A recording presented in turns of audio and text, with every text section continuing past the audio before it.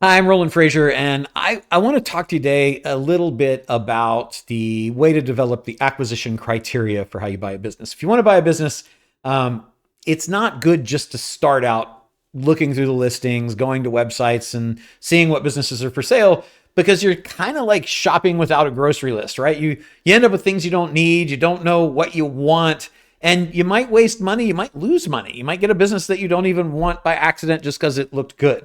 So today I want to walk you through the exact process that I use to create acquisition criteria. These are the things that help you understand what to buy, why you want to buy it, and how much you're going to want to spend, what the size of the business is, and some other things.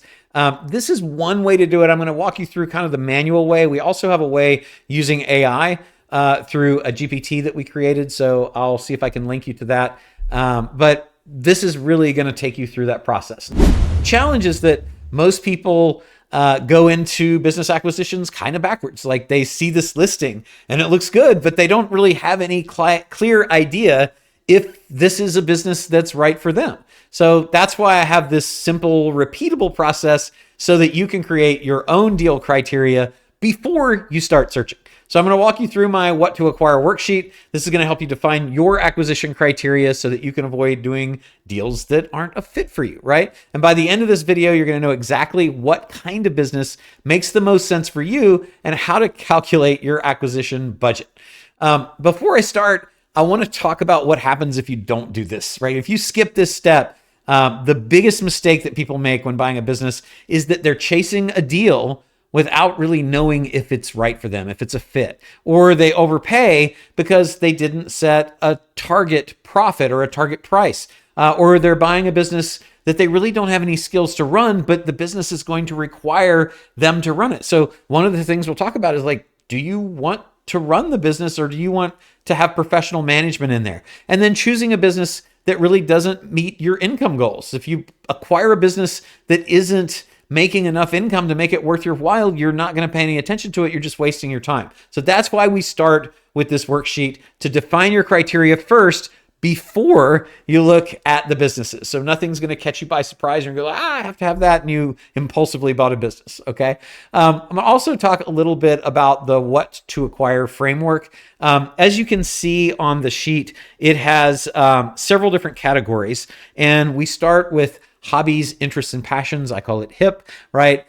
This is so that we can basically be sure that this is something that interests you. So I'm going to take a look and say, what do I want to buy? Well, let's say that I'm interested in, well, actually, I'm not going to say what kind of business I'm interested in. I'm just going to say what are my hobbies, interests, and passion. So let's see. As of late, everyone in my life will tell you that I am a pickleball fiend. So I'm going to probably put pickleball. I'm going to put pickleball as a PB. I'm also interested in photography. I'm also interested in music, composition, and I'm interested in synthesizers and travel. I do generally like business. I'm interested in AI and what else? General luxury stuff, fashion, and pets.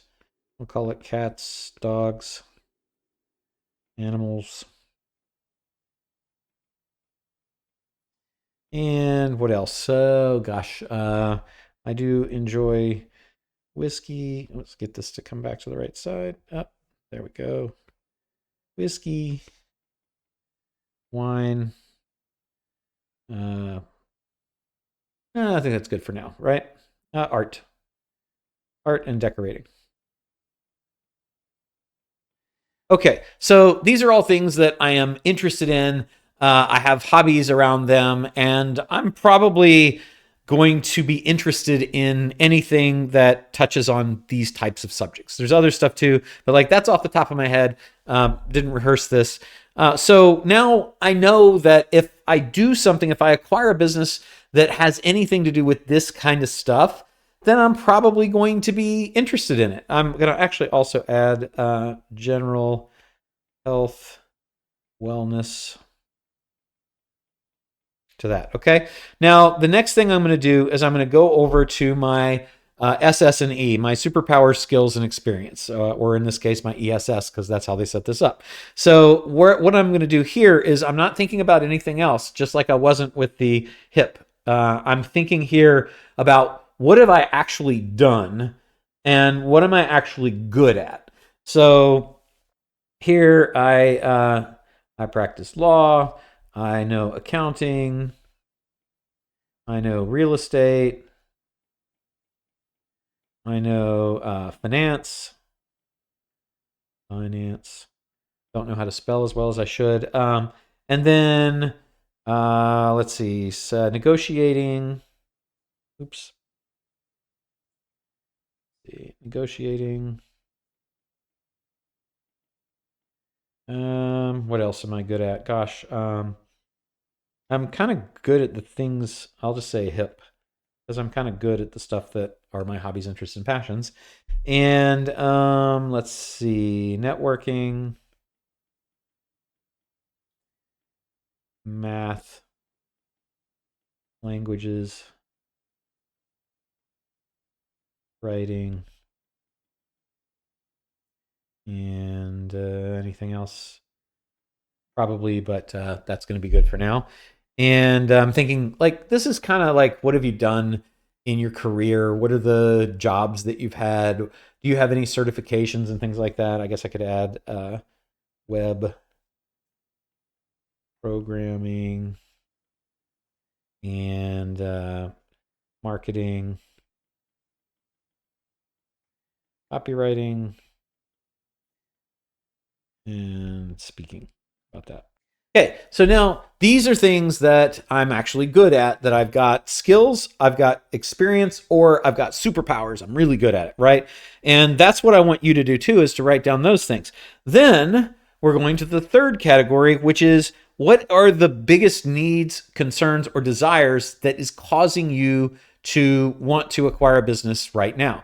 Now, if you haven't acquired a business before, if you don't own, if you don't own a business right now already, then you're probably just going to be circling first platform. Okay. That means that you're looking for a business to buy from which you may grow through acquisition or do other things. Okay. So if you don't already own a business, it's going to be first platform.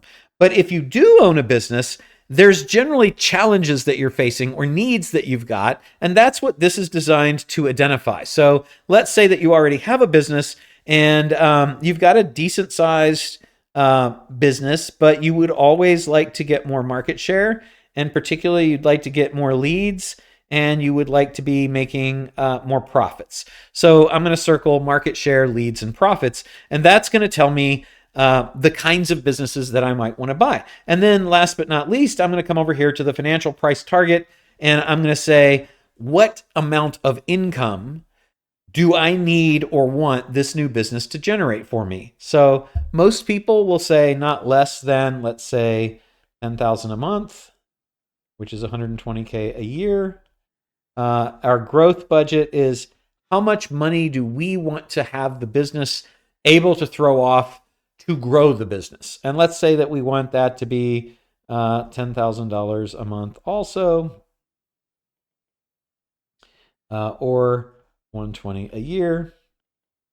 And that means that my EBITDA target has to be 20K per month, or 240K per year. So my price target is going to be a multiple of 1 to 5 times that. So let's just round up to 250 and say my price target is going to be somewhere probably between 250K and 5 times 250K, which I think is 1.25 million. And that's going to tell me what the price is that I'm going to want. Now, then I'm going to go back through this and I'm going to say, okay, I've got some pretty good information now. I want this business to have something that meets my hobbies, interests, and passions, something that also works with my experience, superpowers, and skills. I want it to solve the biggest needs that I've got, and I want to be sure that it is within the financial target that makes this whole thing worth doing. So I might go back through here and say, I would be okay with a business that had to do something with pickleball, probably not music or synthesizers, probably not travel, definitely general business categories I'm interested in. AI, I like that. Luxury stuff, fashion, that's too fickle, probably not. What about some of these other things like pets? Nah, I don't really want to be in the pet business. Whiskey and wine sounds like regulation. So art, decor, maybe health and wellness, because I definitely like that. And then I go back over here and I say, I can definitely use my law, my accounting, my finance, negotiating, the things from my HIP, hobbies, interests, and passions, my network. I can use pretty much all this stuff. Maybe writing and marketing and copywriting. Okay, so all of that stuff I can use with the business. Gonna be sure that it ticks off the things that I want here: market share, leads, and margin, because I already own a business and I know that it needs to be generating this in terms of money. Okay, so now when I go and I look at my listings, I've got guidance. I've got a map from the document that we've created here. I'm going to be looking for businesses and I'm going to search the terms. Let's say I go to Biz Buy Sell. I'm going to search pickleball. I'm going to search AI. I'm going to search health and wellness. And then I'm going to say, what can I apply that I have to the business? So let's say it's a pickleball court. Well, I can use my law, accounting, my real estate. Actually get to add one more. Real estate, finance, negotiation, networking, all of the marketing. I can use all of those things with my new pickleball court business.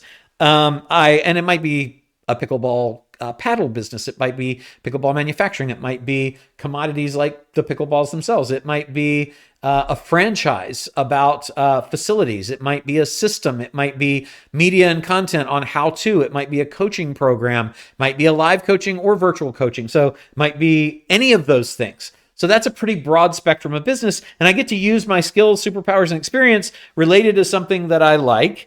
I can go after market share and leads. So I want whatever I acquire, because let's say I already have a pickleball business in this case.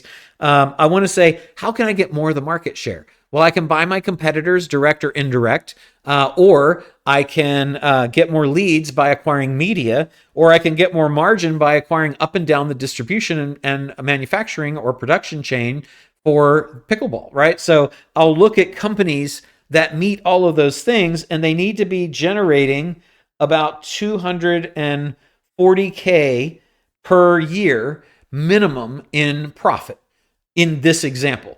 That's how I would go about doing that. So that's all you need to do. Take this sheet, go through that, and you've got your acquisition criteria. And if you don't want to do it this way, you can do it the shorter way using our GPT. I hope that was helpful, and we'll see you in the next video.